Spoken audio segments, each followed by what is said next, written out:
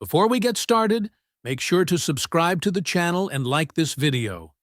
That way, you'll always stay connected to our stories and never miss the next adventure. Galactic diplomacy, Jane decided somewhere between her third cup of coffee and her fifth migraine of the day, was less about bridging cultural differences and more about preventing those differences from turning into full-scale genocidal warfare. Which, honestly, not great for the resume. She sat in conference room 12, because of course there were at least 12 of these soul-crushing spaces, watching two species who'd been killing each other for the better part of a decade try to have a civil conversation. The key word being try. The actual result looked more like a nature documentary, right before something got eaten. On the left side of the room, the Solgrim delegation. 3 of them, each standing roughly 12 feet tall when they weren't hunching to avoid destroying the ceiling fixtures.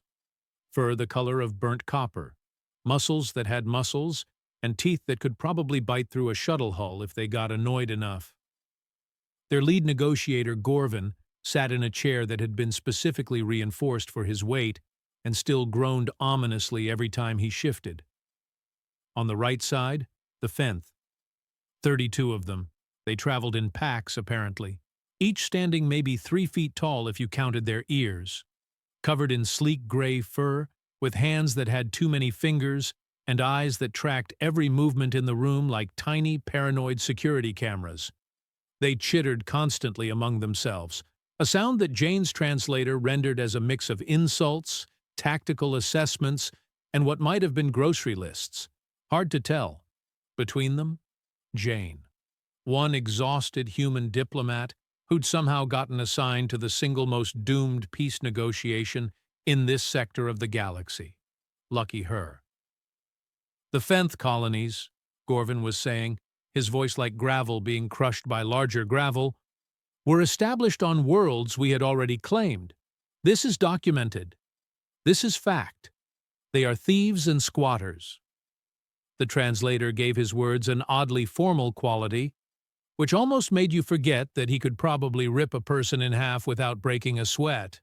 Almost. The lead Fenth representative, whose name translated to something like squeaks at dawn, but whom everyone just called Risic because life was too short, bristled until his fur stood on end. The Solgrim claim every world with a scrap of protein on it. You hoard resources like dragons hoard gold, then act surprised when others need to eat. We are not dragons, Gorvin rumbled, and Jane could hear the threat in his voice even through the translation software. Dragons are fictional. We are very, very real. Jane pinched the bridge of her nose. Gentlemen, please. We've been over the colony dispute 8 times in the past 2 days. The Galactic Council has proposed a resource-sharing agreement, which favors the Fenth, Gorvin interrupted, not even looking at her. Which favors survival over pride, Jane shot back, then immediately regretted her tone when Gorvin's eyes, they were yellow, she noticed, with slitted pupils that tracked her with predatory precision, locked onto her. For a long moment, nobody spoke. The Fenth delegation had gone completely still, which Jane had learned meant they were either terrified or calculating the best escape routes, possibly both. Then Gorvin stood. The chair screamed in relief. The ceiling lights flickered as his shadow swallowed half the room. This, he said quietly, which was somehow worse than if he'd shouted, is a waste of time. He walked out. Each footstep sounded like someone dropping a piano. The doorframe, designed for species of more reasonable proportions, bent slightly as he squeezed through. Jane heard him snarl something in his own language that her translator wisely chose not to interpret. The moment he was gone, the Fenth erupted into celebration, chittering and clicking like they'd just won a major battle, which, from their perspective, maybe they had. Getting a Solgrim to walk away from a fight was apparently equivalent to a military victory. Jane wanted to scream, or drink, or possibly both simultaneously.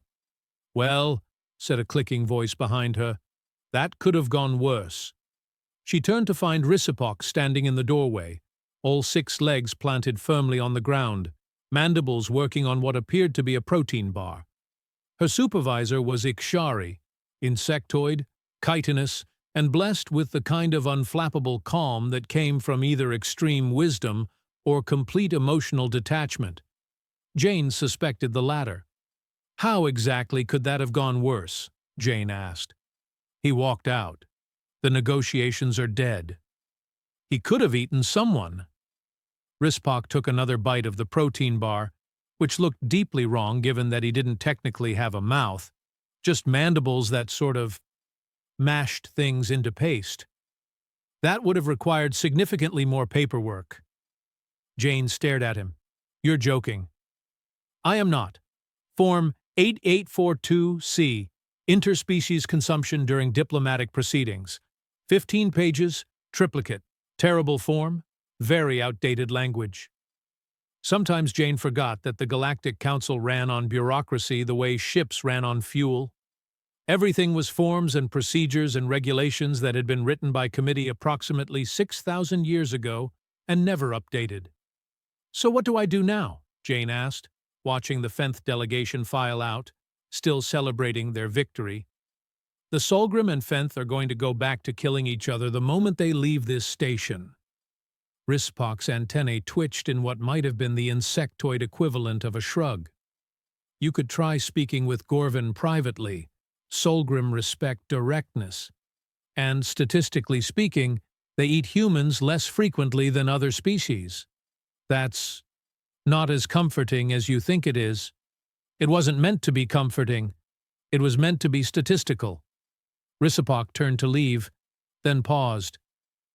There's imported Earth coffee in the diplomatic gift storage. Sector 9, Locker 2891. Solgrim have developed a strange affinity for it, something about the bitterness reminding them of home. Jane blinked. Are you suggesting I bribe him with coffee? I'm suggesting that diplomacy takes many forms. Some involve treaties and councils. Others involve caffeinated beverages and strategic timing. His mandibles clicked in what Jane had learned to recognize as amusement. Besides, you're human. Your species has built entire civilizations on coffee and stubbornness. Use your natural advantages. Then he was gone, skittering down the corridor with that unsettling grace that all Ikshari seemed to possess.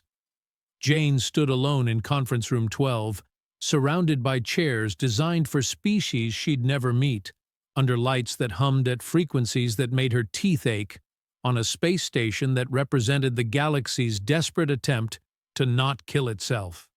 Coffee. Right. Because that's what this dumpster fire of a situation needed. Caffeine. But, she reflected as she made her way toward Sector 9, it wasn't the worst idea she'd heard all day. The worst idea had been accepting this posting in the first place, back when she'd been young and idealistic, and convinced that humanity's gift for pattern recognition and social adaptation would make them natural mediators in galactic conflicts. Turns out, most species didn't want mediation. They wanted to win. And the ones who didn't want to win wanted revenge, which was basically the same thing with extra steps. The diplomatic gift storage turned out to be exactly as depressing as it sounded. A long corridor of lockers containing items meant to smooth over interspecies tensions. Bottles of fermented something for the Gresh, crystallized pheromones for the Cicinal, and yes, tucked away in locker 2891, a vacuum-sealed container of Earth coffee beans imported at probably ridiculous expense. Jane grabbed it and headed toward the residential sector where the Solgrim delegation had been housed. The walk gave her time to think, which was dangerous, because thinking led to questions like, what am I actually doing here? And, is this really going to help? And, how many ways can this go catastrophically wrong? The Solgrim residential area was immediately obvious. Everything was built on a larger scale, with wider corridors and reinforced bulkheads. Warning signs in a dozen languages suggested that unauthorized entry was discouraged for safety reasons, which was council speak for, "You'll probably die." 2 Solgrim guards stood at the entrance checkpoint, each holding weapons that looked like they could punch holes through starship armor. They watched Jane approach with the kind of interest a cat might show a particularly bold mouse. "I need to speak with Gorvin," Jane said, holding up the coffee container like a peace offering. "I have a diplomatic gift." The guards exchanged glances. One of them, his fur was darker, almost black, leaned down until his face was level with hers. His breath smelled like meat and something sharper, almost metallic. "Gorvin does not wish to be disturbed," he rumbled. "I understand, but this is imported Earth coffee. Premium blend, very rare." Jane was absolutely making that up, but confidence was 9/10 of diplomacy. The other 10th was lying convincingly. Another exchanged glance. The second guard tapped something on a wrist-mounted device, muttered in Solgrim, all growls and consonants that sounded like threats, even when they probably weren't, and then nodded. "5 minutes, the first guard said. "No longer, and if he eats you, it's not our fault." "Great. Love the vote of confidence." Jane stepped through the checkpoint before she could reconsider every life choice that had led to this moment. The corridor beyond was quiet, almost unnervingly so. She'd expected, what? Roaring? Fighting? The sounds of a predator species doing predator things? Instead, it was just empty hallways with doors built for giants.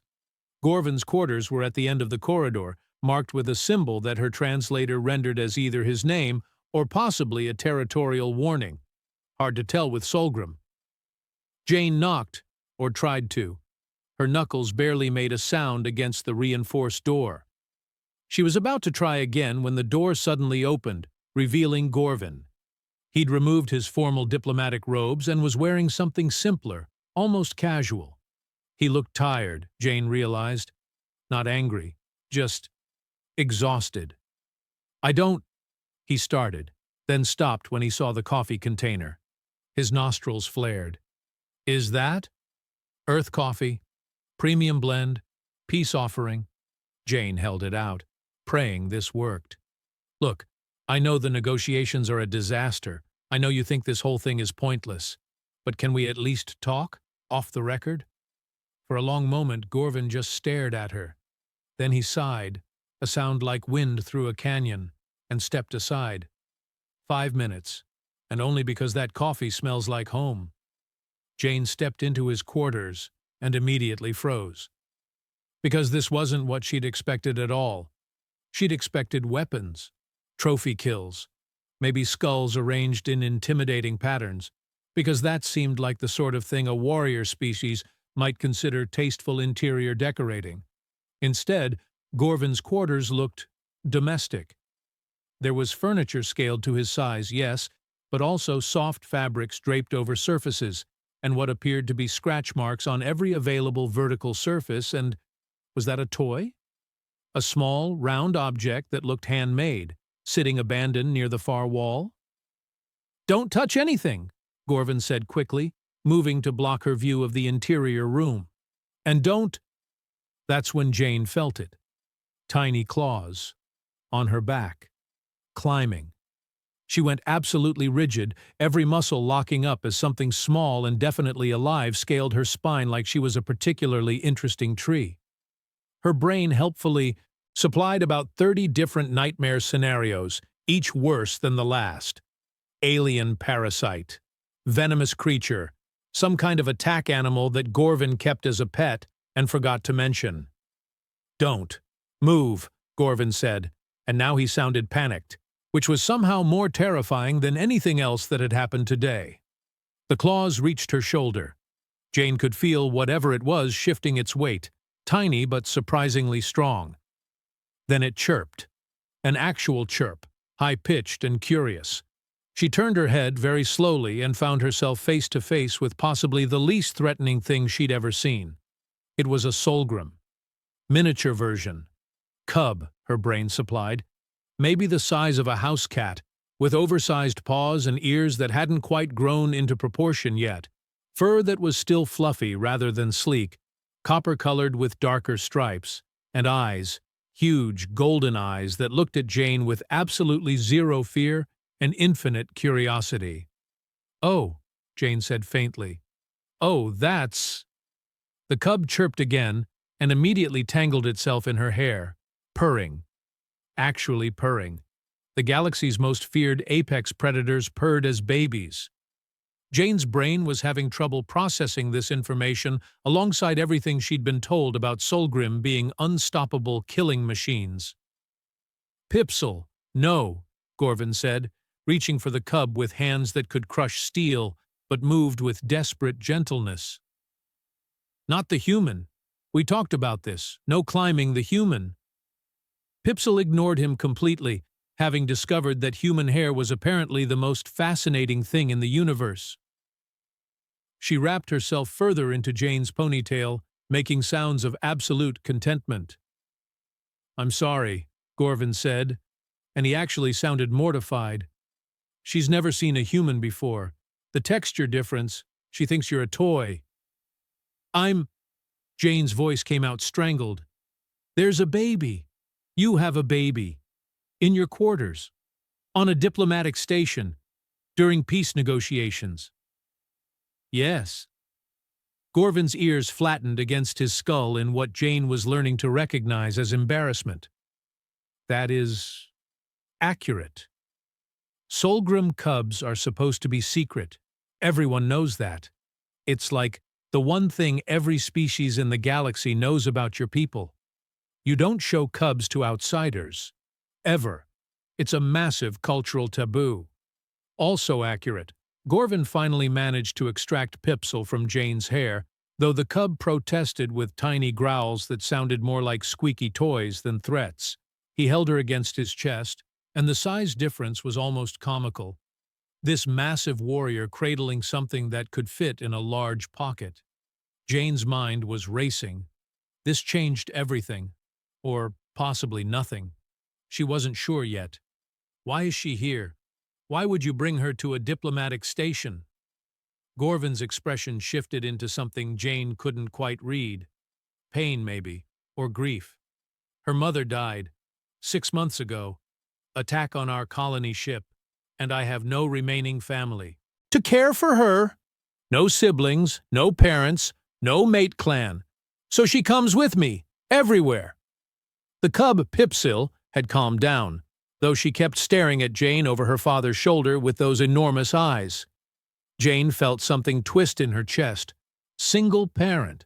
No support system, trying to do his job while raising a child alone. That was surprisingly relatable. "The Fenth," Jane said slowly, pieces clicking together. "The attack on your colony ship.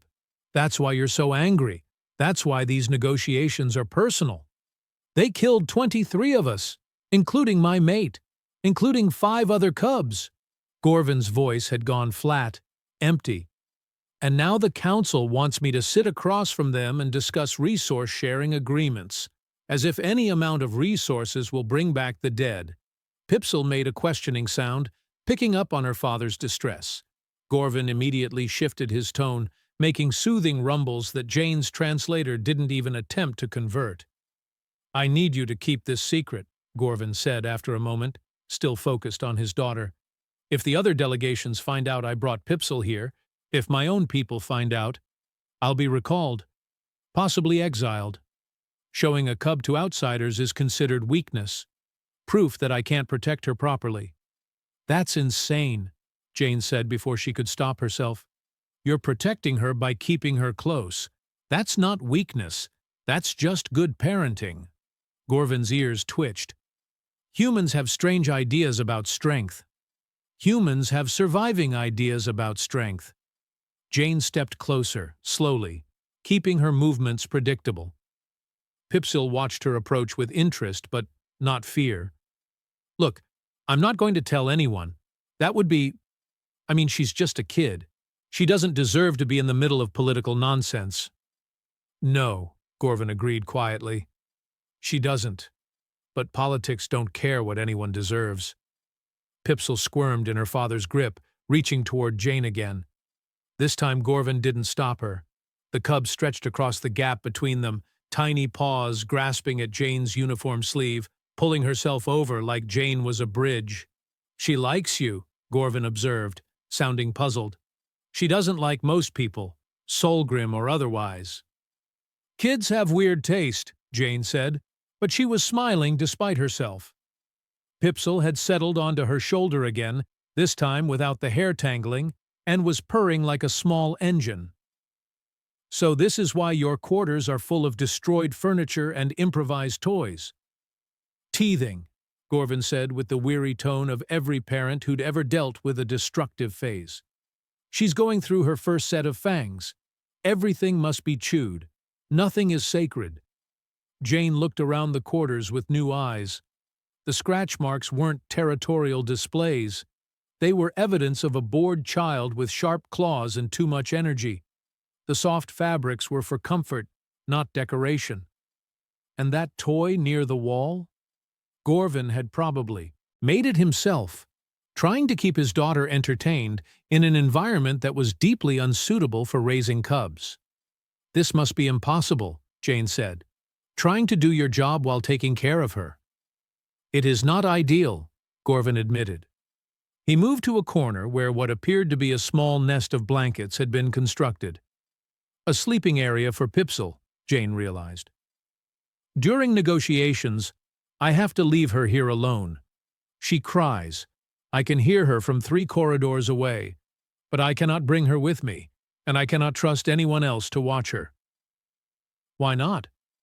"Because showing a cub means showing vulnerability. And in my culture, vulnerability is the same as invitation for challenge.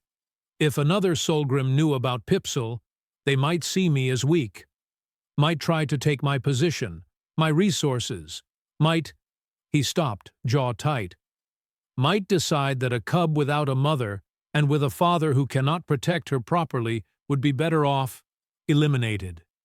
The words hung in the air like a threat. Jane felt Pipsel's claws tighten slightly on her shoulder, and she found herself shifting to better support the cub's weight. Protective instincts she didn't know she had were kicking in. "That's barbaric," Jane said. "That's survival." Gorvin sat down heavily in his reinforced chair, and for the first time since Jane had met him, he looked genuinely defeated. "My species evolved in an environment where only the strong survived to reproduce, where weakness in leadership meant death for the entire pack. Those instincts don't disappear just because we've built starships and joined the Galactic Council." Jane thought about that, about humanity's own violent history, the tribal instincts that still lurked under the veneer of civilization. She couldn't judge too harshly. Every species carried their evolutionary baggage.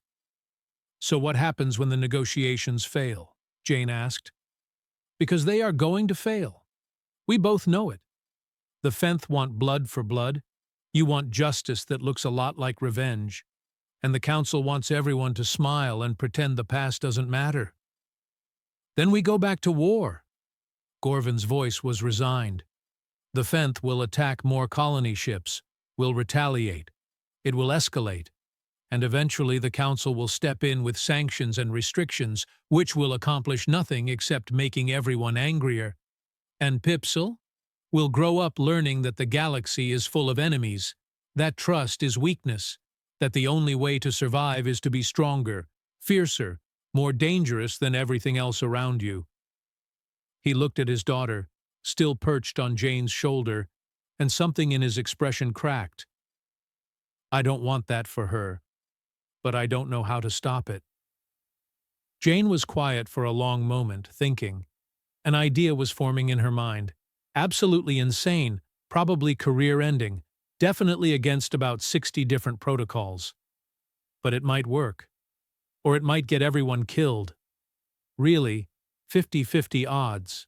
"What if," Jane said carefully, "the galaxy saw Solgrim differently?" Gorvin's eyes narrowed. "Explain."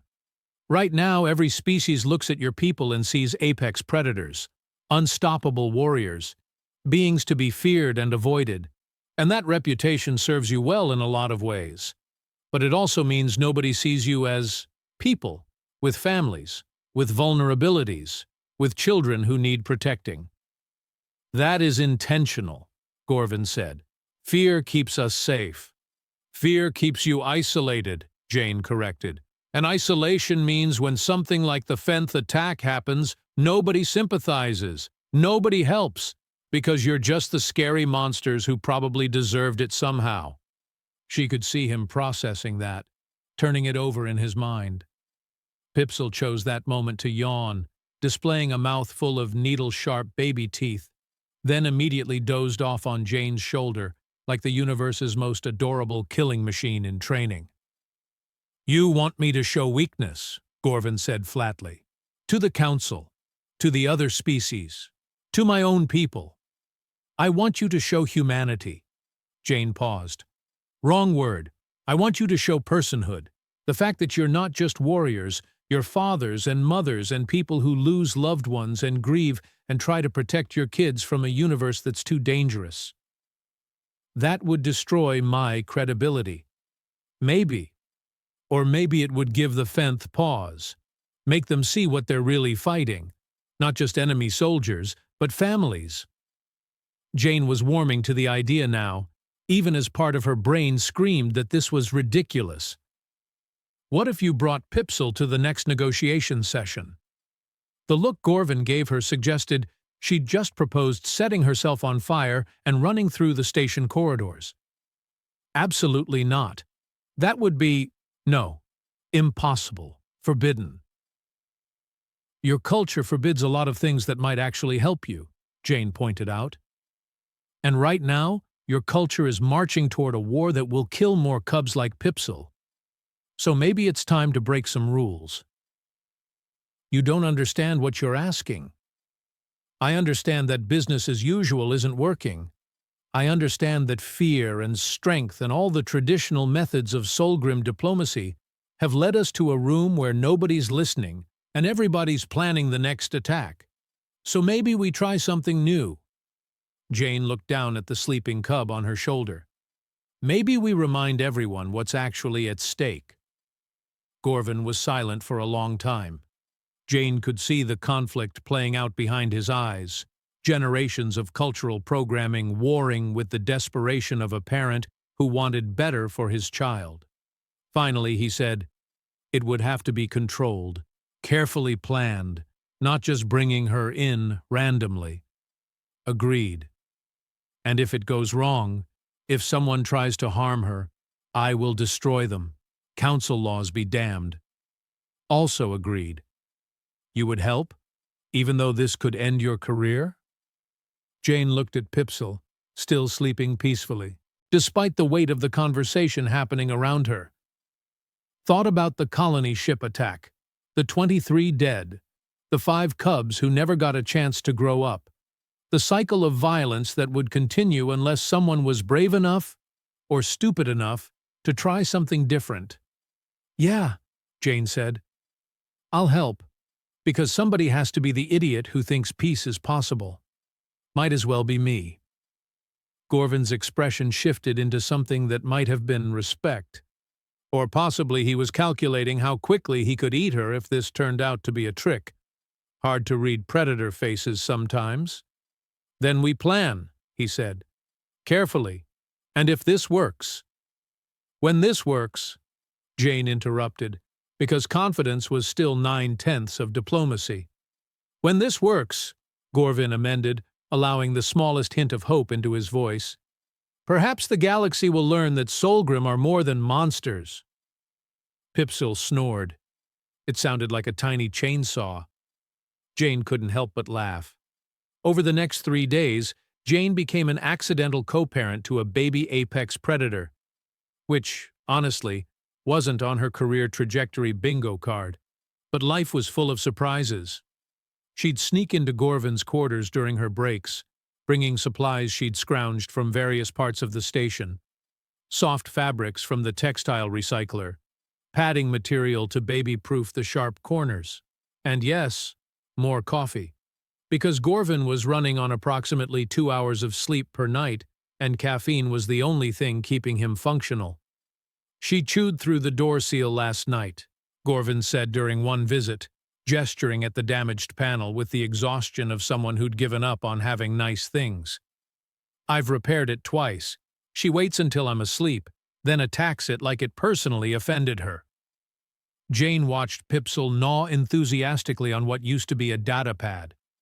"Have you tried giving her something that's actually meant to be chewed?" "Everything is meant to be chewed, according to her." "Fair point." They'd fallen into an odd rhythm, the three of them. Jane would visit, Pipsel would immediately demand attention, and Gorvin would actually relax slightly, knowing his daughter was entertained. They'd talk while Pipsel played, and Jane was learning things about the Solgrim that the official briefings had never mentioned, like how they'd lost 3 colony ships in the past 15 years, all to different conflicts, how their birth rates were declining because raising cubs required resources and safety that were increasingly scarce, how the warrior culture everyone feared was actually a desperate adaptation to a galaxy that saw them as threats first, and people never. "The Fenth attack wasn't random," Gorvin admitted during one of these conversations. Pipsel had fallen asleep in Jane's lap, worn out from trying to catch her own tail for 20 minutes straight. "It was retaliation for a Solgrim patrol that destroyed one of their mining operations." Jane looked up sharply. "You didn't mention that in the negotiations." "Because the patrol was acting on intelligence that the Fenth were stockpiling weapons," which they were. "Because they'd heard rumors that Solgrim were planning an invasion," which we weren't. "But the rumors existed because 5 years ago, a rogue Solgrim captain did attack a Fenth outpost." He rubbed his face with both hands. "It's retaliations all the way down. Nobody even remembers who started it anymore. That's insane. That's war." Gorvin looked at his sleeping daughter. "And she's going to inherit all of it unless something changes." Which brought them back to the plan. The absolutely terrifying, potentially disastrous, definitely career-ending plan. They'd spent hours refining it. Gorvin would request a special session, ostensibly to present new evidence about the colony attacks. Jane would make sure the key delegates were present, including representatives from neutral species who might actually be swayed. And then, at the critical moment, they'd reveal Pipsel, not as a trick, not as manipulation, just as truth. "This is what you're fighting over. This is what's at stake. These are the lives that get destroyed when diplomacy fails." The problem, Jane was discovering, was that her supervisor had noticed her unusual behavior. "You've been visiting the Solgrim residential sector," Rispok said casually one morning, mandibles clicking as he worked on yet another protein bar. "Daily, for extended periods." Jane's heart rate spiked, but she kept her expression neutral. "I'm building rapport with Gorvin. It's basic diplomacy." "It's suspicious activity." Risipok's antennae twitched.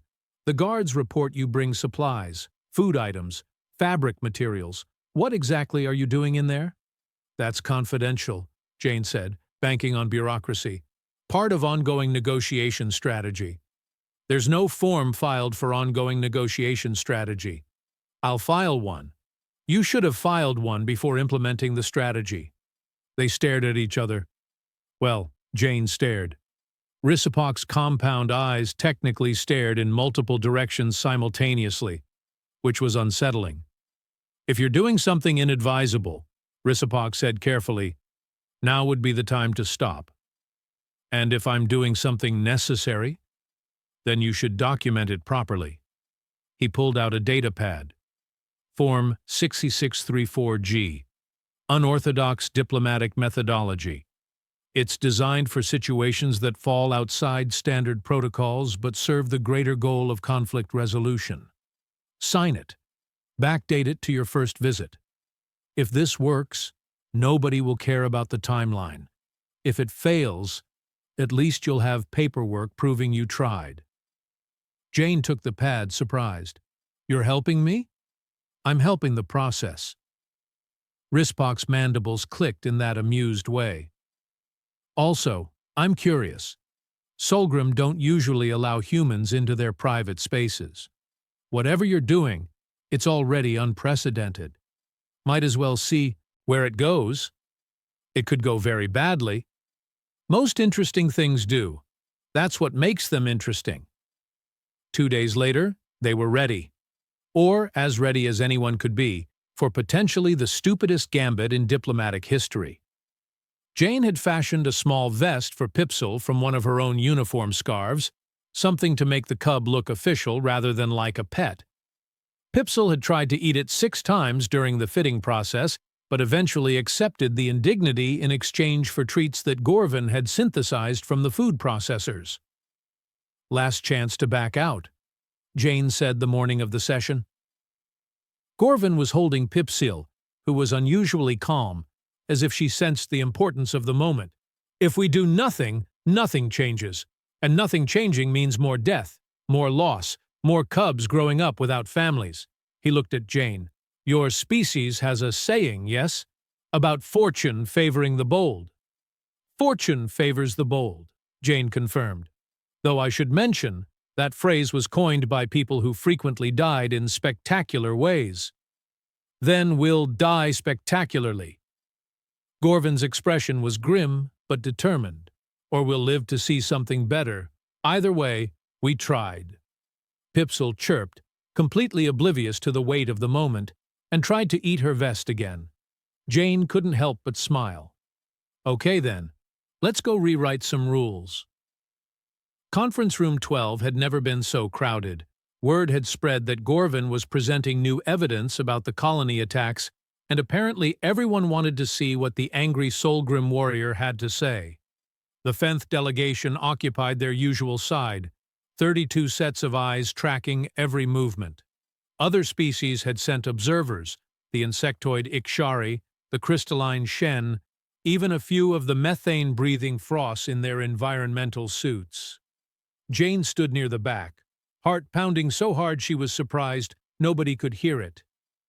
Pipsil was with Gorvin in the preparation room waiting. The plan was simple. Gorvin would speak first, establish context, then Jane would bring in Pipsil. Simple, straightforward, absolutely terrifying. Rispok caught her eye from across the room and gave the tiniest antenna twitch. Acknowledgement. Or possibly a warning. Hard to tell. Gorvin entered, and the temperature in the room seemed to drop. He wore his formal diplomatic robes, which somehow made him look even more imposing. Every eye in the room tracked him as he moved to the central platform. I requested this session, Gorvin began, his voice carrying that formal translator cadence, to discuss the nature of conflict, not the tactics, not the treaties, the cost. The 10th delegation chittered among themselves. Their lead representative, Risik, stood. We know the cost. 26 of our people died in the mining operation your patrol destroyed. We have not forgotten. And I have not forgotten the 23 Solgrim who died when you attacked our colony ship. Gorvin's voice was steady, controlled. Including my mate. The room went silent. Personal loss wasn't usually discussed in diplomatic settings. Too messy, too emotional. But Gorvin wasn't following the usual script. For the past 8 days, Gorvin continued, we have sat in this room and argued about resources, territory, legal precedents, as if any of those things matter more than the lives we've lost, as if words on paper can bring back the dead. Then what do you propose? Risik demanded. That we simply forgive and forget? Pretend the attacks never happened? No. Gorvin shook his head. I propose we remember. Truly remember. Not just the deaths, but what those deaths mean. What they've cost us beyond the body count. He turned to the door and nodded. That was Jane's cue. She took a deep breath, opened the preparation room door, and picked up Pipsil. The cub, bless her tiny heart, remained calm in Jane's arms, though her ears swiveled constantly, taking in all the new sounds and smells. Jane walked into Conference Room 12 carrying a Solgrim cub. The reaction was immediate and electric. The Solgrim delegation, Gorvin's own people, rose to their feet in shock. One of them, A female with darker fur actually snarled. The Fenth delegation scattered backward like someone had thrown a grenade. The other species erupted into confused chatter, translators struggling to keep up with the sudden cacophony of voices. "What is the meaning of this?" the female Solgrim demanded, her voice shaking with what might have been rage or fear. "Gorvin, you have violated. This is forbidden." "I know what I've done," Gorvin said quietly. He crossed to Jane and gently took Pipsil, holding his daughter against his chest. The cub made a small questioning sound, but remained calm, trusting her father completely. "Her name is Pipsil. She is my daughter, and she is the reason I'm here." The room had gone completely silent now. Even the translators seemed stunned into submission. "When the Fenth attacked our colony ship," Gorvin continued, his voice raw, "they killed my mate, Pipsil's mother. She was 3 months old, too young to remember the face of the person who carried her, who fed her, who sang to her when she couldn't sleep." He looked directly at the Fenth delegation. "Your people took that from her, from me, and I have hated you for it every single day since." Risic was frozen in place, staring at the cub. Several of the Fenth behind him had gone completely still in that way they did when frightened. "But hatred," Gorvin said, "doesn't bring her mother back. It doesn't make Pipsil safe. It doesn't give her a future worth living in." He looked around the room, meeting eyes with every delegate present. "I brought her here because I wanted you to see what we're really fighting about. Not territory, not resources. This, children, families, the future." "You've made yourself vulnerable," the female Solgrim said, though her voice had lost its sharp edge. "Showing a cub to outsiders is the strongest thing I've ever done," Gorvin interrupted, "because it means I'm willing to risk everything, my position, my reputation, my standing, for the chance that she might grow up in a galaxy that's better than this one, where Solgrim and Fenth don't slaughter each other's children over grudges nobody can even remember starting." Pipsil chose that moment to squirm in her father's arms, reaching toward the Fenth delegation with open curiosity. She chirped, the sound cutting through the tension like a knife. And then something unexpected happened. One of the Fenth delegates, not Risic, but someone smaller with graying fur, stepped forward slowly. The guards tensed, hands moving to weapons. But the Fenth wasn't approaching aggressively. He moved with the careful deliberation of someone approaching something precious and breakable. "May I?" the Fenth asked, voice barely above a whisper. Gorvin hesitated for a long moment. Jane could see the internal war playing out, every instinct screaming to protect his daughter from potential threats, warring with the fragile hope that maybe, just maybe, this could work. Finally, he knelt down, bringing Pipsil to the Fenth's level. "Her name is Pipsil," he said quietly. The Fenth reached up with one small hand. Pipsil, who had never learned to fear anything, reached back with a tiny paw. Their hands met in the space between species, between history, between all the reasons they were supposed to be enemies. "My son," the Fenth said, voice breaking, "was killed in the mining operation. He was 18 seasons old, just started his first assignment, and I have hated the Solgrim for taking him from me." He looked up at Gorvin, and Jane could see tears in his large eyes. "My name is Chirik, and I am tired of hating." The room remained silent, but it was a different kind of silence now, not shocked, witnessing. "The attack on your colony ship," Chirik continued, still holding Pipsil's paw gently, "was ordered by our military council in retaliation for the mining operation, which was retaliation for a skirmish at the border, which was retaliation for something else. I don't even know how far back it goes anymore." "Neither do I," Gorvin admitted. "And I realized, if I don't know why we're fighting, how can I justify continuing? How can I look at Pipsil and tell her that revenge is worth her future?" Risic had moved forward now, joining Chirik. He looked at the cub, then at Gorvin, then at the assembled delegates. This doesn't solve everything, he said carefully. We still have legitimate grievances, resource disputes, border conflicts, colonial rights. No, Jane said, speaking for the first time since entering the room. Everyone turned to look at her. But it gives you a reason to actually solve those things instead of just using them as excuses to keep killing each other. The human is correct, Rissapak added from his position near the wall. Conflicts over resources can be negotiated. Territory can be compromised on. But cycles of revenge have no endpoint unless someone chooses to step off the wheel. The female Solgrim who'd protested earlier approached slowly. She looked at Pipsil, then at Gorvin. You've shamed our people, she said, but there was no heat in the words anymore. Just weariness.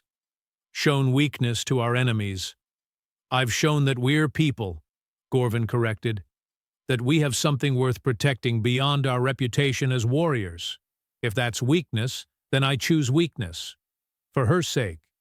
The female was quiet for a long moment. Then, to everyone's surprise, she knelt down next to Gorvin. I had a cub, she said softly. In the colony ship attack.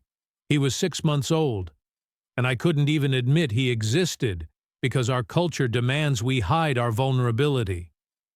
She looked at Pipsil, and her expression cracked. His name was Torvin, and nobody knows he died because nobody knew he lived. Other Solgrim in the room shifted uncomfortably. One of them, a male near the back, spoke up. My daughter is 9 months old.